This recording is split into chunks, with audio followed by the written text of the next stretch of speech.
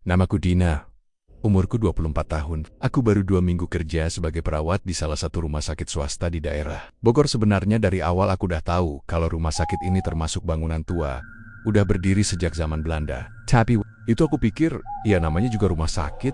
Pasti banyak kenangan dan cerita. Aku nggak mikir jauh soal hal-hal mistis.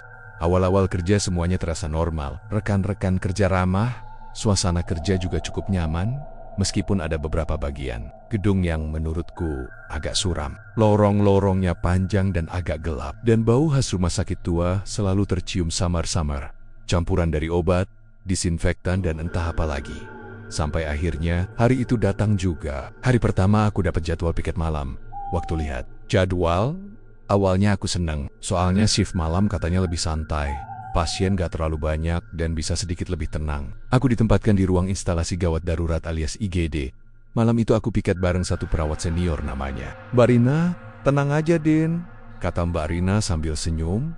Shift malam di IGD biasanya adem-adem aja. Paling cuma 1-2 pasien. Aku cuma mengangguk dan mencoba berpikir positif. Aku bawa bekal, kopi sachet, dan headset buat jaga-jaga kalau ngantuk. Aku kira malam itu bakal berjalan biasa. Tapi ternyata enggak.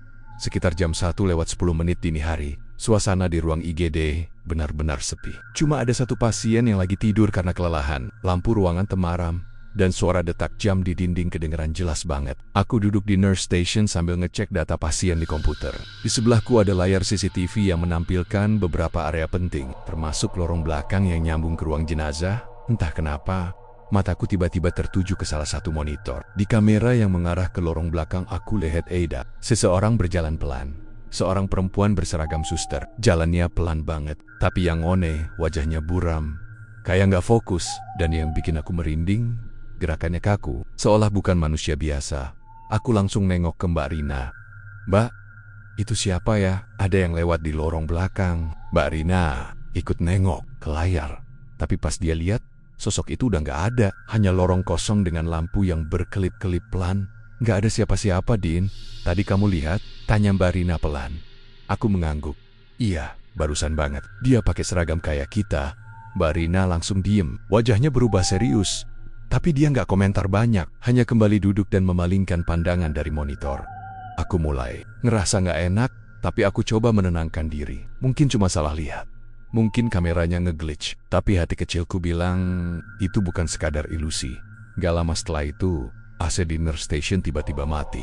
Padahal tadi masih nyala dan adem. Sekarang ruangan jadi pengap dan panas. Aku berdiri mau cek remote AC yang nempel di dinding, tapi sebelum aku bisa nginjek satu langkah pun, suara langkah kaki terdengar dari lorong. Tok, tok, tok, langkahnya pelan. Jealous Bank, kayak sepatu perawat yang biasa kita pakai, yang kalau jalan di lantai keramik pasti bunyinya khas. Aku dan Mbak Rina saling pandang. Kamu denger juga, bisikku. Mbak Rina nggak jawab. Dia cuma ngangguk pelan, sambil mulai berdiri. Pelan-pelan, langkah itu makin lama makin deket. Tok, tok, tok, berhenti. Tepat di depan pintu nurse station, aku udah mau ngomong, tapi tenggorokanku rasanya kering. Mbak Rina ngasih isyarat, jangan bersuara. Aku beranikan diri ngintip keluar pintu lewat celah jendela kecil. Lorong itu kosong, tapi aku mencium bau yang sangat menyengat. Bau anyir darah, dan bau formalin yang menusuk hidung. Aku mundur beberapa langkah, jantungku berdetak makin kencang. Dan saat aku balik badan ke arah ruang tunggu pasien yang ada di seberang, aku lihat sesuatu duduk di kursi pojok. Seorang perempuan berseragam suster. Rambutnya panjang, nutupin wajah, tubuhnya nunduk, tangannya terlipat di pangkuan. Tapi yang bikin aku pengen lari saat itu juga adalah kenyataan bahwa dia nggak punya kaki. Kursi tempat dia duduk kosong di bagian bawah, seolah dia melayang, bukan duduk. Aku langsung refleks mundur sambil teriak pelan, Mbak itu. Tapi saat Mbak Rina nengok ke arah yang aku tunjuk, sosok itu udah nggak ada. Udah Din, duduk dulu. Tarik napas pelen-pelen, kata Mbak Rina sambil narik tanganku. Tanganku dingin, bulu kudukku berdiri. Rasanya aku mau nangis, tapi juga nggak bisa. Mbak Rina terlihat pucat, tapi dia berusaha tetap tenang. Mungkin karena dia udah pernah ngalamin hal yang sama. Malam itu nggak ada pasien baru yang masuk. Tapi kami nggak bisa istirahat. Setiap kali aku menutup mata sejenak, aku merasa seperti diawasi. Seperti ada sosok yang berdiri di belakang kami, memperhatikan dari kejauhan. Dan selama sisa malam itu, langkah kaki itu terus terdengar sesekali. Kadang dekat, kadang jauh. Tapi nggak pernah muncul wujudnya lagi. Sampai akhirnya, Sekitar jam 5 pagi, suara azan subuh dari musala rumah sakit mulai terdengar samar. Langkah itu berhenti, dan suasana mendadak hening. Aku gak berani pulang sendiri pagi itu. Aku bareng Mbak Rina sampai matahari mulai naik. Waktu kami jalan keluar dari IGD menuju ruang ganti, kami berdua melewati lorong belakang, dan di dinding entah kenapa ada tulisan samar di kaca jendela. Tulisan itu seperti embun yang digores pakai jari. Isinya singkat, masih belum selesai. Asterisk. Nggak ngerti apa maksudnya.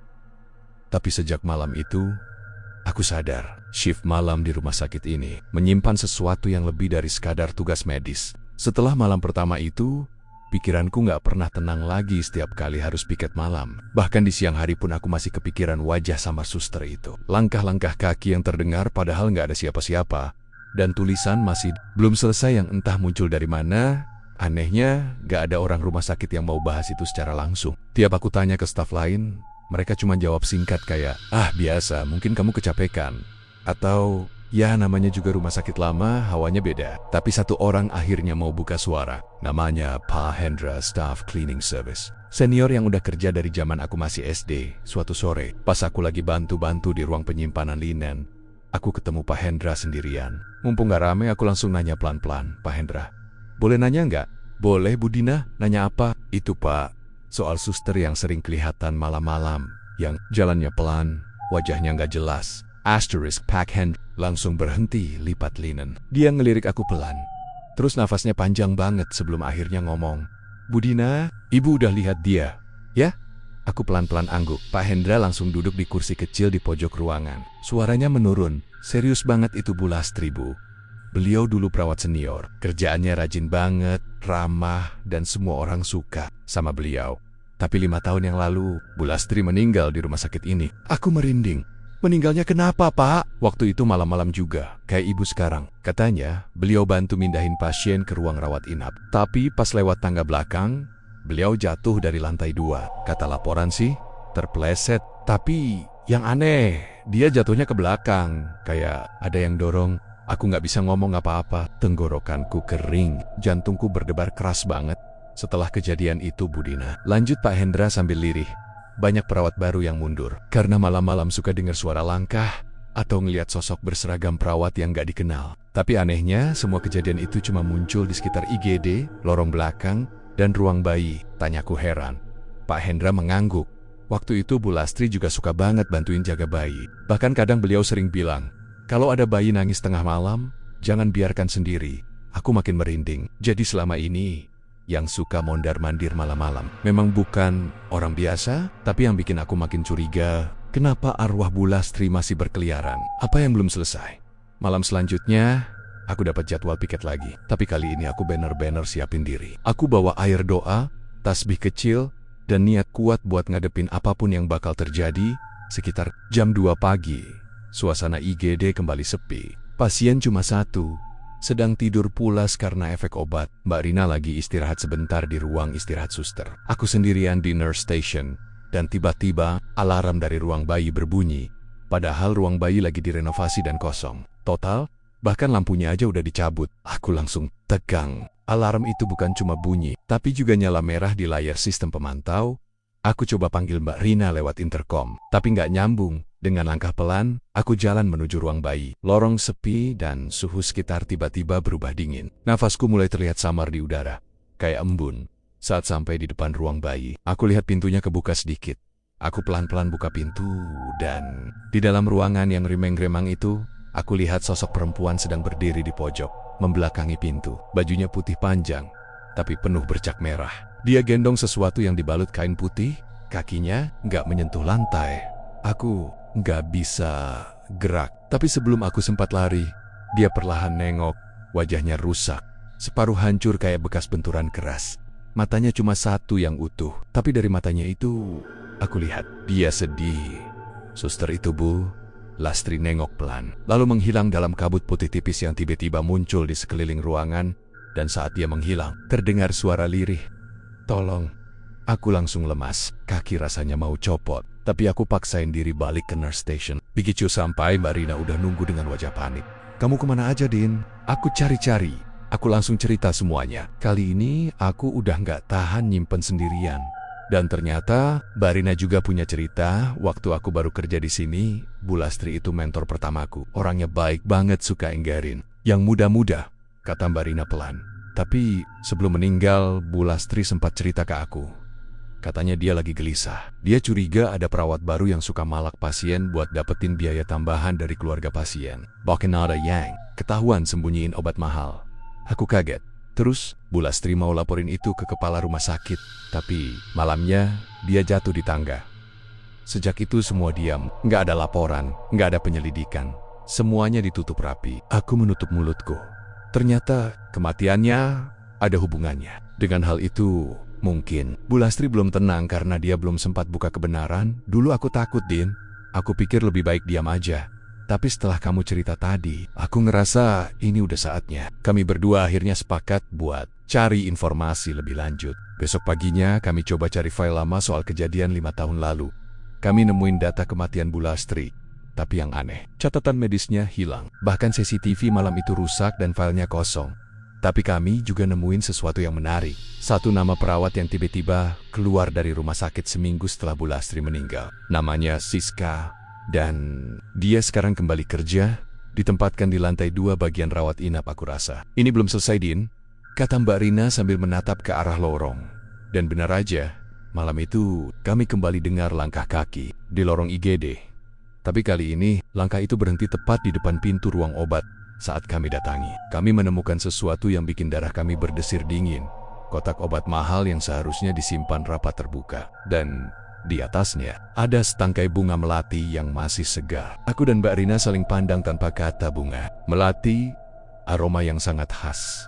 Lembut, tapi juga sering dikaitkan dengan kehadiran arwah.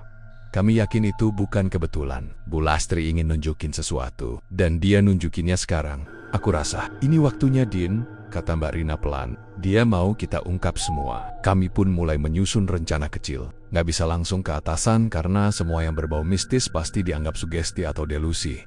Tapi kami bisa cari bukti, dan kami mulai dari Siska. Siska adalah perawat senior yang dulu disebut Bu Lastri sebelum meninggal. Dulu dia sempat keluar mendadak setelah kejadian itu. Tapi entah kenapa, beberapa bulan lalu, dia kembali kerja dan sekarang bertugas di lantai 2 bagian rawat inap. Besok malamnya, aku dan Mbak Rina berpura-pura mau ambil data ke lantai 2. Pas kami sampai di lorong ruang perawat, kami ngeliat Siska lagi duduk sendirian sambil main HP, wajahnya masih cantik dan kelihatan tenang. Tapi ada sesuatu yang dingin dari cara dia mandangin kami. Dina, Rina, malam-malam kesini, katanya sambil senyum. Kita lagi cari data pasien lama buat rekap shift malam. Boleh numpang buka lemari arsip? Jawab Mbak Rina pura-pura santai. Siska mengangguk, silakan aja.